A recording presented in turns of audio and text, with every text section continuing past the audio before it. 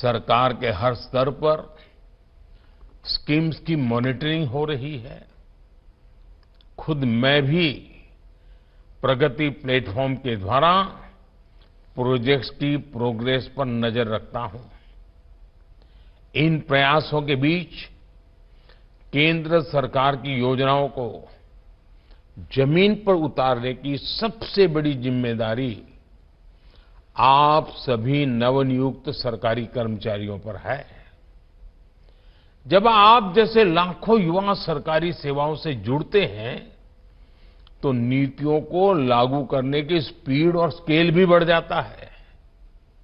इससे सरकार के बाहर भी रोजगार के अवसर तैयार होते हैं। साथ साथ कामकाज की नई व्यवस्था भी बनती है। साथियों, वैश्विक अर्थव्यवस्थाओं में मुश्किलों के बीच आज भारत की जीडीपी तेजी से बढ़ रही है। हमारे प्रोडक्शन और एक्सपोर्ट दोनों में बड़ी वृद्धि हुई है। देश आज अपने आधुनिक इंफ्रास्ट्रक्चर पर जितना निवेश कर रहा है वो पहले कभी नहीं किया गया।